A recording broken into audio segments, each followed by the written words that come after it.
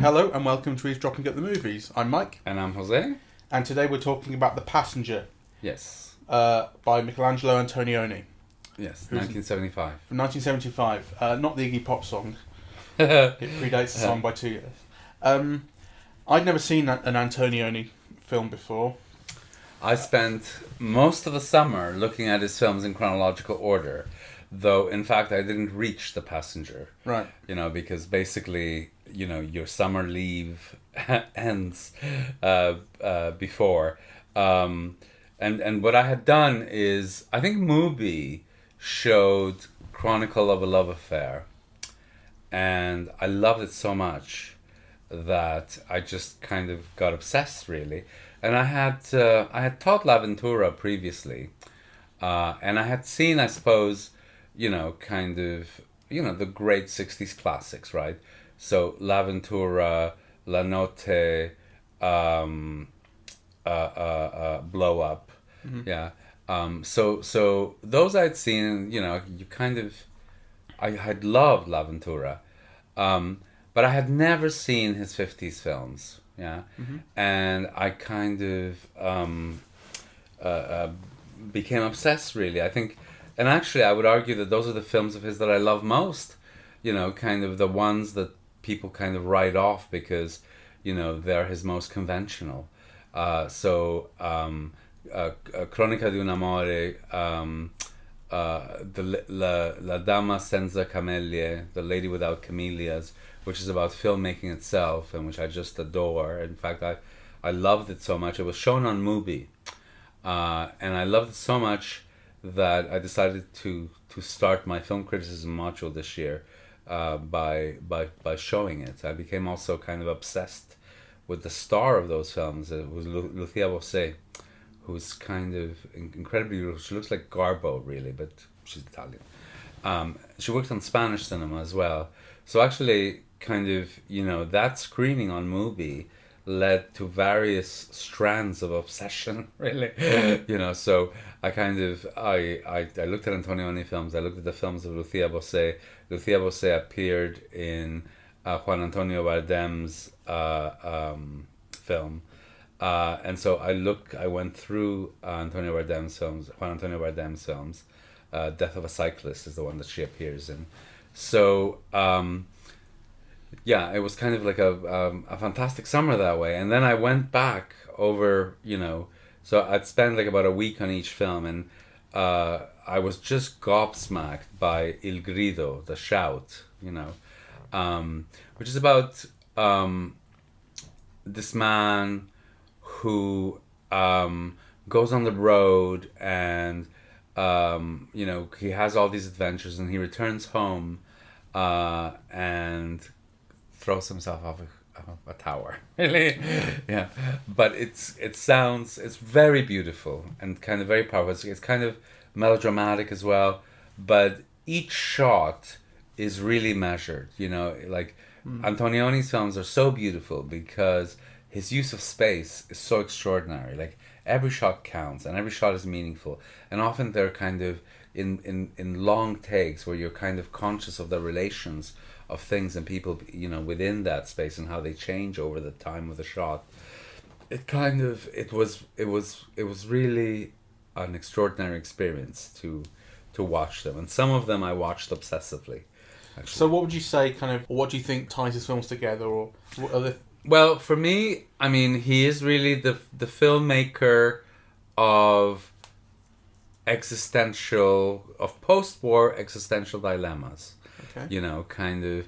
So. Well, The Passenger fits quite nicely into that. It does, very much indeed. It's part of that whole thematic, kind of, his films are all, I would say, like, kind of almost like Heidegger. They're all about being and nothingness, and kind of the short kind of slide between one and the other, right? Kind of, so for example, in The Lady Without Camellias, it's about this woman who wants to be a film star. She marries this producer, who wants her to be a sex bomb, but then he marries her and wants her to be like a great actress, and she's not a great actress, and at the end kind of, everything that her husband didn't want to be, is what she's reduced to being. And as soon as she wants to learn how to be a great actress and so on, all the choices are taken away from her. Right. So the film ends on this close-up of despair, right? El Grido ends up on suicide, etc., etc. It's kind of, it's the really beautiful, the really formally beautiful. So I was very drawn to them. It's very interesting because actually The Passenger is a film that I feel I want to see again, because it's one of those films that grows in your mind. Even though the experience of watching it, I was underwhelmed, right? Yeah, you were. I really enjoyed it. But we saw this at the BFI South Bank on the Saturday after we left the clock a little early. We decided already to spend our afternoon watching this and watching a Swedish film called Hexen, which we'll talk about on a different podcast. And I thought it was a great use of an afternoon, to be honest. I mean, I really enjoyed both of them. I really enjoyed The Passenger. Didn't know what to expect of it. Not just because I hadn't seen Antonioni, but because I didn't know anything about it. It was just, it was on, so let's go and see it. So the film is Jack Nicholson plays David Locke, who is he's supposed to be born in England but brought up and educated in America, which is why he sounds like Jack Nicholson. But so he's English American.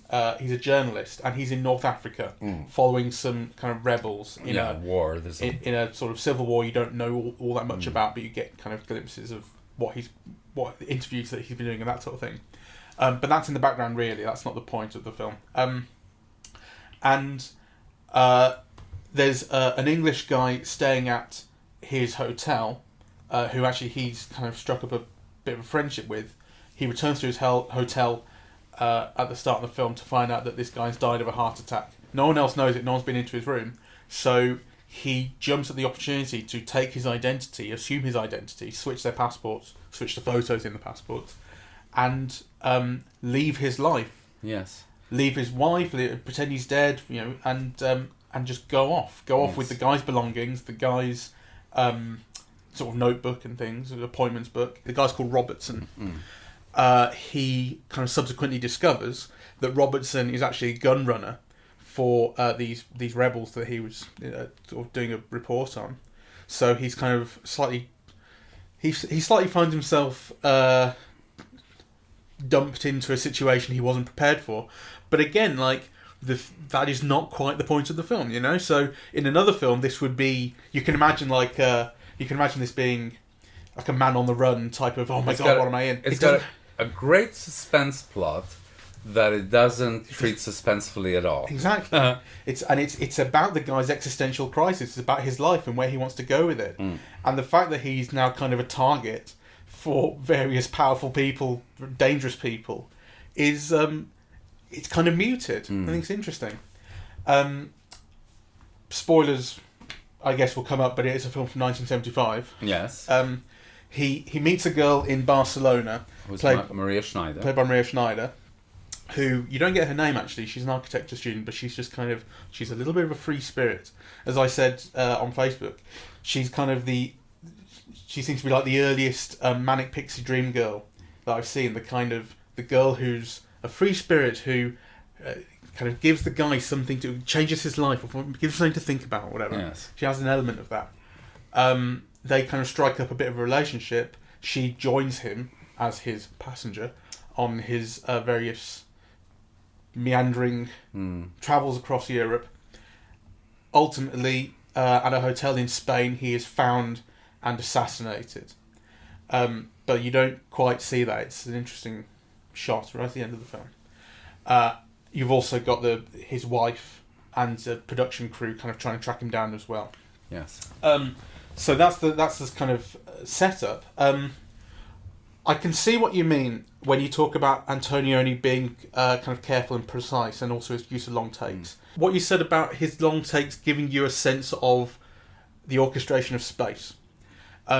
There is one in particular. I'm not going to talk about the one at the end. Oh. As much as, well, not yet at least. As much as I think it's fantastic. It's fantastic. But there's one in the first third of the film where Nicholson has found Robertson's body, and he's kind of deciding to take over his identity. And he sat at a desk with the passports in front of him, and he's listening to a tape of an interview that he's done with Nicholson, with Robertson, and the camera tracks away from Nicholson at the desk out to the open window in the balcony where Robertson is standing. So the present time turns into the past in one shot, and then Nicholson, in his past form, joins Robertson and they chat. And then the camera moves back, and Nicholson again is at the desk. So obviously what's happened is he's run around, put some clothes on, and then come back. That's amazing. I didn't notice that. It's a flashback in one take. Right. It's fantastic. And so not only are you kind of aware of the physical space of the room and how you move from the desk to the thing, but it changes time in one take. Yes. Which I think is amazing. It's beautiful and really subtle. And it has a kind of ethos of, if we don't need to cut, then let's not. Yes. If we can do this with a camera move, let's do it. Let's keep it neat and composed. And there's another element. There's something else happens again. It's in the same sort of. It's the same act of the film where he's kind of investigating the death. You see a shot. The shot begins on the ceiling fan whirring round. It's incredibly hot, and you're in North Africa, right? And so the shot begins on the ceiling fan, and then it pans down to see Nicholson, and you kind of think that that's what the shot will be. You'll just end up on Nicholson, but he does some stuff, and then the camera moves back up to the fan.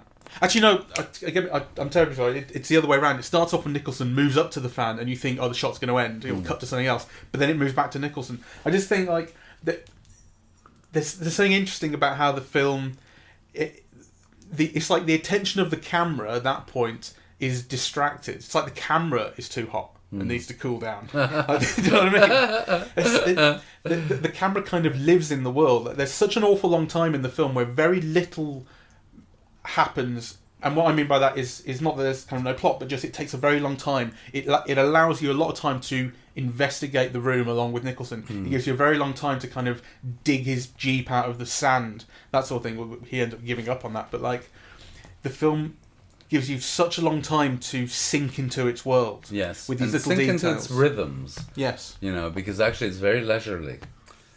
So. But again, I can sense you sort of found that boring. I found it actually quite engrossing. I didn't find it boring. Okay. So,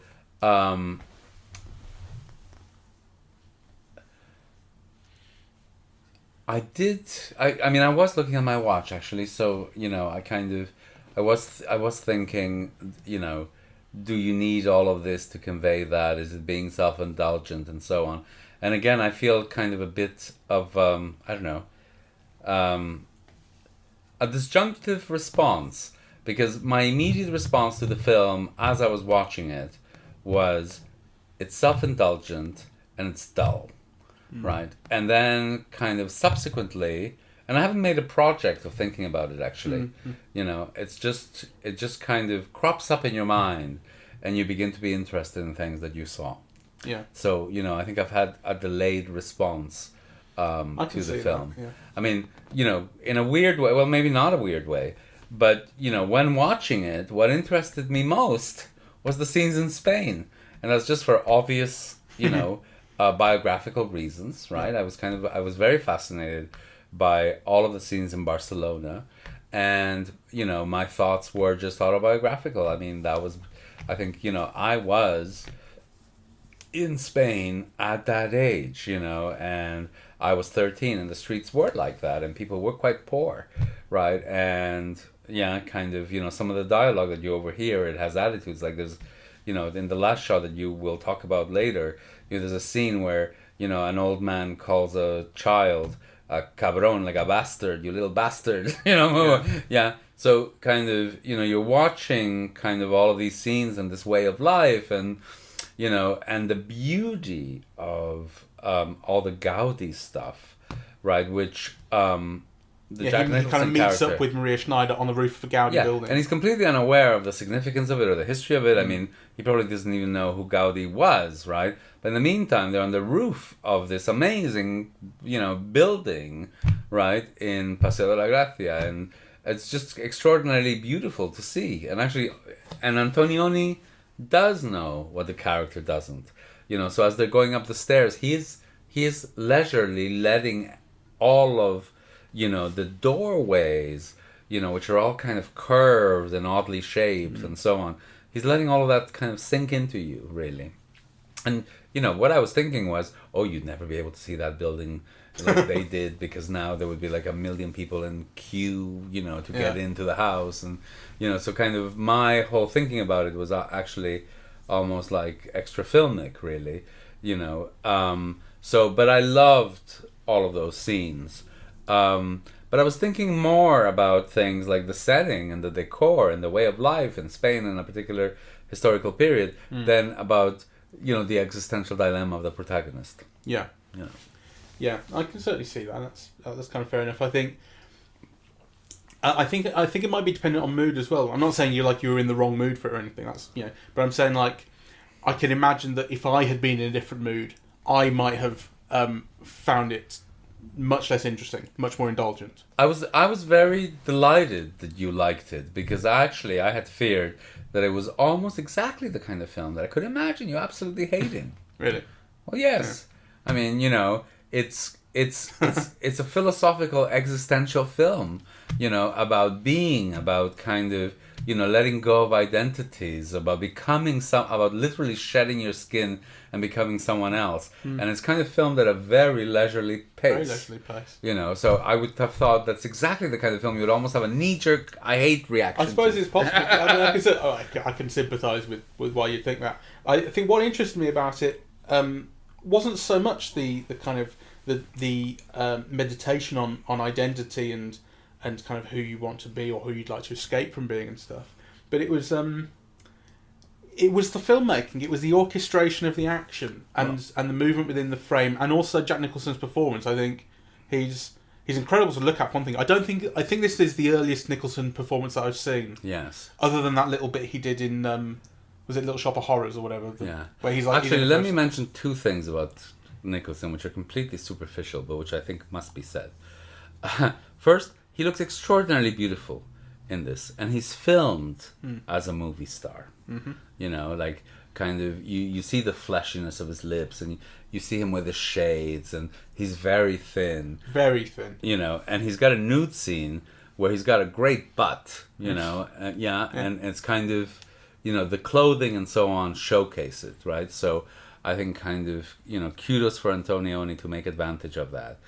And kudos to Nicholson, because, the idea of, a major film star. I mean, in 1975, there couldn't have been bigger film stars than Nicholson in American cinema, right? For an American film star, at the height of his career... So what year was Chinatown?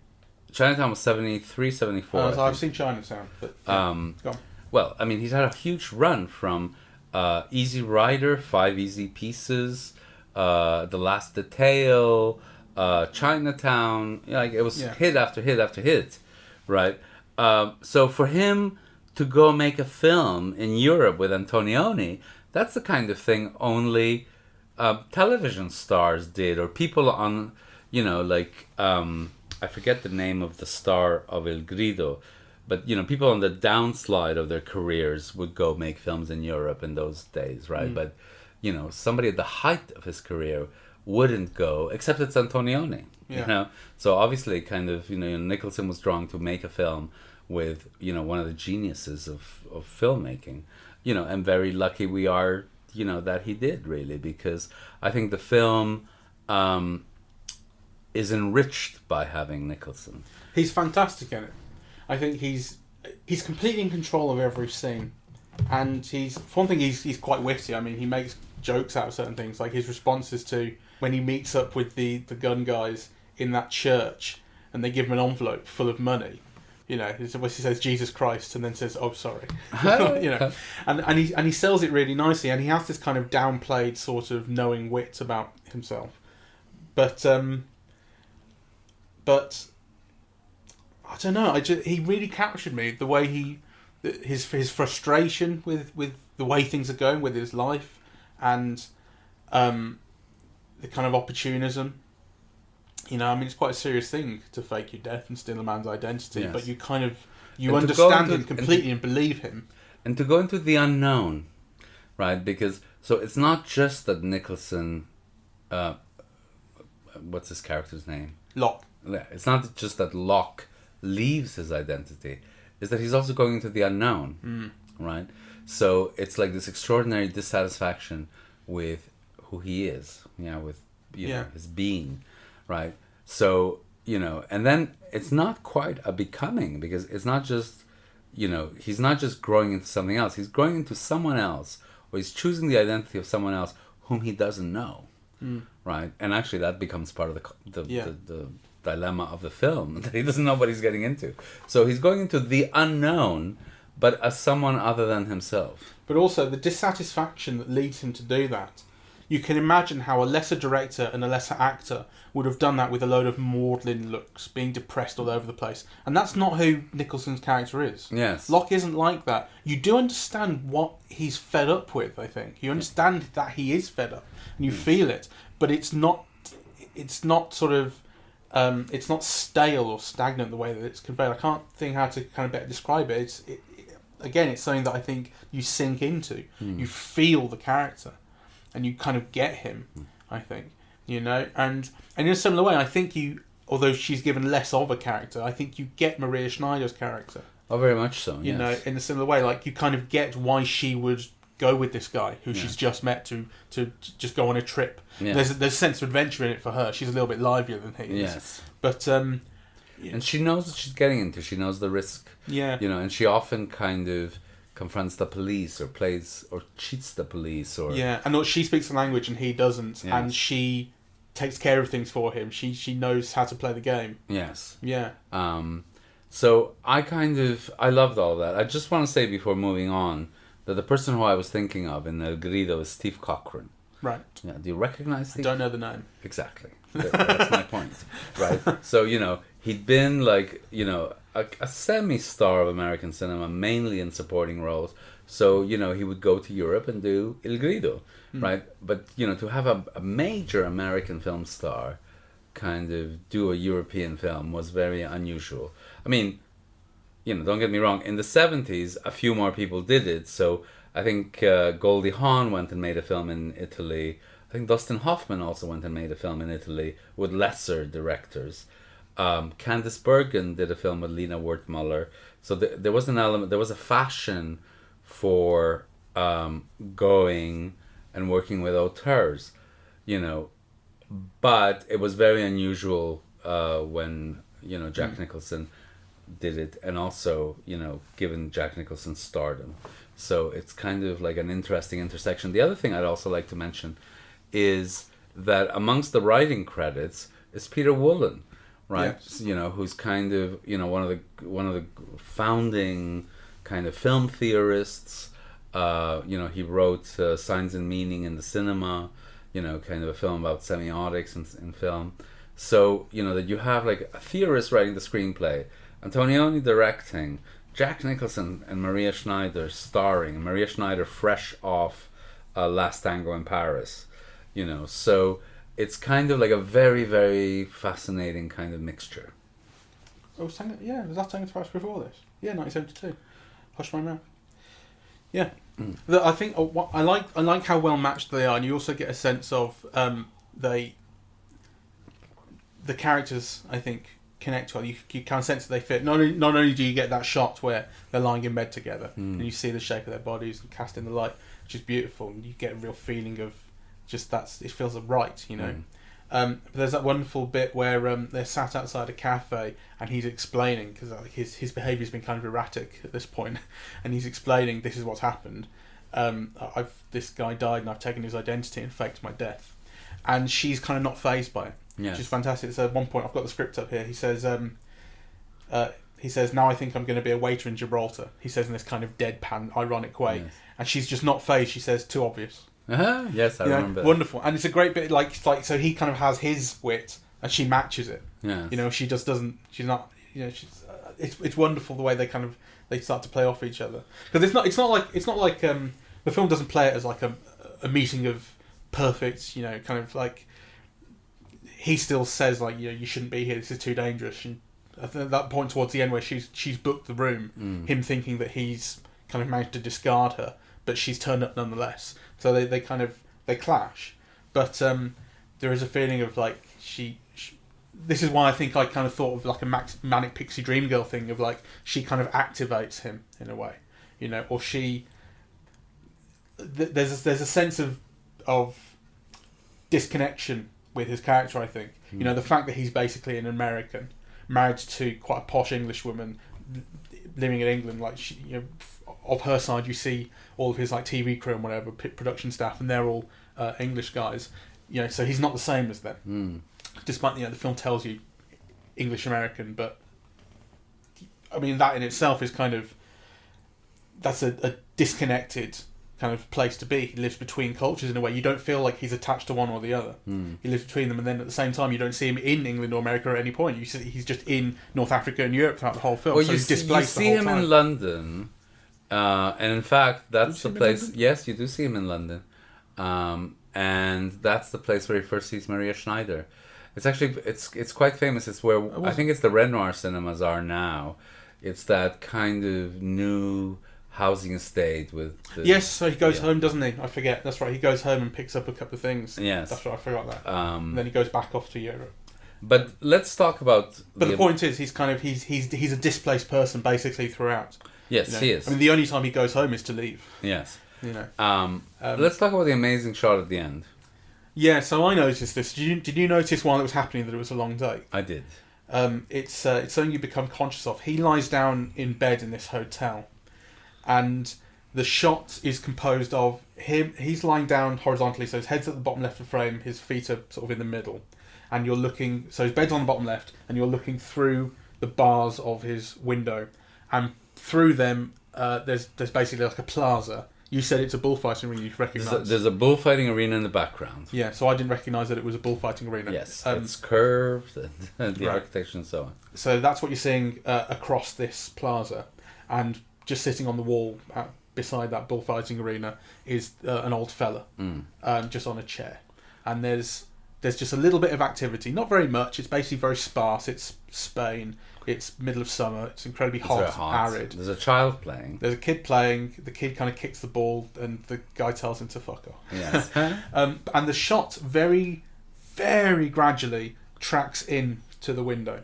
and it's constantly keeping things geometrically aligned between the bars. Just just about like obviously people move between them, but they always seem to line up very nicely between the bars. It reminded me. Sorry to interrupt a little bit. But it reminded me a little bit of Michael Snow's Wavelength, right? I've not seen that. Well, it's the camera moving in on a painting, I think.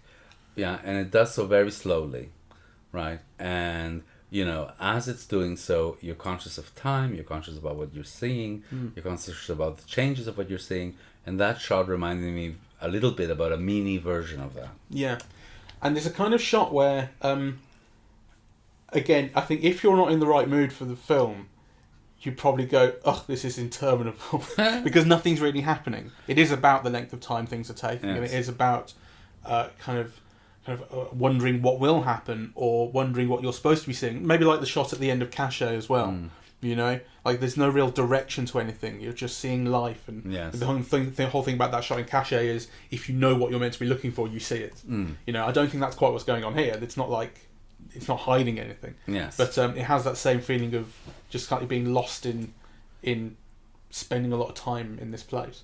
And as the camera gets closer and closer and closer to the bars, you start to wonder where the shot's going to end. Yes. And it gets right up close to them and then moves through them. Yes. Obviously, however they've done it, they've kind of removed the bars and they've had someone on the other side ready to receive the camera to take it out. And then so you think, oh god, they've moved out, and then the camera actually rotates, so you realise you've moved from inside the room to outside the room. You turn around and eventually you actually look back out the room. Yes. And you see Nicholson's body. You hear a gunshot at one point, and that's his assassination has taken place. And you also see through the window the black man arriving in a car. Yes. I think. Yeah, you see a car arrive and pull up. And that's the same person who he's taken money from an arms deal. That was the church earlier. Yeah, that he doesn't quite know. Yeah, exactly. So he's taking on this identity. You know, he's going through the motions of what being that person is, but he's not aware of all of the implications of it. Exactly. And ultimately this film ends with his death, and everything is orchestrated into this one shot. So you have the guy arrive, you hear off screen his murder. You see the girl Maria Schneider outside, out about, kind of wandering around, and you see a police van arrive.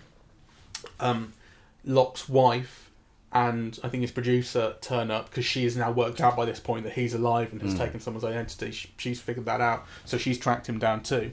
And as the camera eventually turns round and looks back into the room from outside, you see them enter. So there's the hotel manager, Locke's wife, the girl, and she says, "I don't know who this guy is. Never seen him before." The girl identifies the guy. She identifies Locke as Robertson, his assumed identity, and the film ends. And so, like, it's like they conspire to kind of help him disappear after his death. Weirdly, and there is a sense of kind of foreboding. Foreboding is probably too far because it's not like it's ominous. The shot, at least not at the start, but there is a sense of finality to it. The film has started off very slowly. It's moved in the middle to kind of more action, where it's not an action movie, but it does move into a space where things are actually happening, and he's having to kind of evade people or move around the country. But at the end, you know, I mean, when someone just lies down on a bed and the shot takes a while to look at nothing, you get a sense of finality, right? So I don't know if you thought I don't know when maybe you picked up on the thought that, oh, he's going to die now. Did you think of that at all? I didn't think of it until I saw him on the bed. Yeah. Which is the start of that shot. Yeah. Yeah, so I agree. You somehow the film has just conveyed this feeling of it ends now. Yeah. And it's interesting, like it's kind of... Like, is it what he wants? Is it what he's aiming for? Like, he wants to escape the life that he had. That doesn't necessarily mean he wanted to die. Yes. But on the other hand, you don't feel... Maybe there isn't enough of his character that you feel a sense of sadness to it. Or maybe it felt like it was in the stars that this was going to happen at some point. There's like an acceptance to it. Well, I mean, I think, his job was one of being a reporter, right? Which was always kind of observing and commenting and being objective. And then he fully embodies somebody else. But I suppose fully embodies is the wrong term. He embodies because he can't fully embody because he actually doesn't know. He's not in the timeline. Yeah. So he doesn't know what arrangements have been made. He only knows that arrangements have been made. Right? Like, he doesn't know the implications of them. Yeah, he's going to meet up with these people that are in his notebook. Yeah. He just knows I've got to go here at a certain time. So he's not fully himself, and he's not fully the person whose identity he lives as a ghost, doesn't he? He's died. Yeah. He fakes his death, and he is now a dead person. Yes. And like he dies twice. Yes. He does. Mind you, so does the other guy in a way, because he dies as Robertson at the end as well. Yes. But there is a sense throughout the entire film. There's a slightly spectral feeling. Yes. Which is then embodied by that final shot. Yes. Where there's such a lack of activity. Yes. Which is an interesting, I think, also philosophical commentary, really. I mean, again, what is being? Kind of, what is life? What is identity? Kind of. Yeah. I think the film does. It's like the grass is always greener. that's kind of glib. That's kind of glib. But what I mean is, like, you kind of he wants to run from the life that he has and the person who he is. I don't even say run is too much excitement. Okay, but he wants to escape the life that he has and the person who he is. But then actually in doing so, he discovers that he ends up with nothing. It's not like he can become someone else. He just loses who he was. Well, But the thing is that taking on that other identity also gives him opportunity to be who he wants to be. You know, kind of. There's all these intimations that, you know, the person whose identity he takes on, Robertson, is engaged in an important cause, right? That, you know, he's not just like a gun runner for money. He's kind of supporting a revolution that's something he believes in, or at least that's what we're told. There's elements of doubt about all that. He could just be in it for the money, you know. But it is kind of, the identity is giving the character an opportunity of fully being alive. But actually, he doesn't know what he's being alive to. He's always kind of like discovering, and some of the discoveries are very disconcerting, right? You know, the moment where he receives the money, he's shocked that it's that amount of money, right? And he takes it, you know, and he doesn't fully think through the implications of what receiving that amount of money, what he's got to do in return, right? You know, so I think kind of the film is I find it very fascinating to think about, kind of almost on a philosophical level, about, you know, kind of questions of being. So it's certainly up for interpretation, because you know, I clearly kind of, I think we see it differently. But I think both, and I think fairly, you know. Like I So how do you differ from what I'm what I saw about, so as I said, kind of what I saw was an inability to grasp an identity once he's kind of killed himself. Yes. Well, I could agree with that. As opposed to kind of, so what you say about kind of the opportunity that being someone else affords, kind of the film puts him in a place where he how to put it, like, he just ends up somewhere very dangerous, and he can't become someone else. You know, he doesn't know who he's becoming. I think it's important that the girl that he meets doesn't have a name. Yes. You know, maybe that's kind of why they match so well. Is she doesn't have an identity either. Yes. You know, that's why she's so free to just up and move with him. Yes. Yes. You know? No, I think that's interesting. That's great.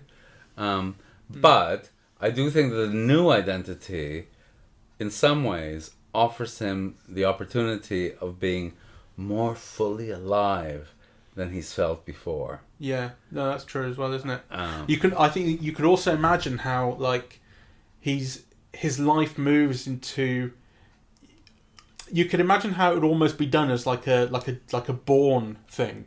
Like, all of a sudden he's thrust into a world where he's a gun runner, you know, and like, you can imagine a version of this film, a very exciting one, where it suddenly becomes a thriller. Yes. You know, like you know, Hitchcock. Yes. We're at North by Northwest. Yes. You know, mistaken identity, and now he's a man out of place, and he's thrust into a very exciting world. It's exciting and sexy and, right, you know, dangerous, but the hero overcomes. This is like all the opposite ingredients of that. are there. Yeah, the ingredients are there, but the recipe is not, like, it's very, very different. It makes something very different of it. Yes. So I think is interesting. Yes. And I don't know. Anyway, it's a film to see again. I found it deeply engrossing. Yes. Yes, I found it less engrossing, but very enriching.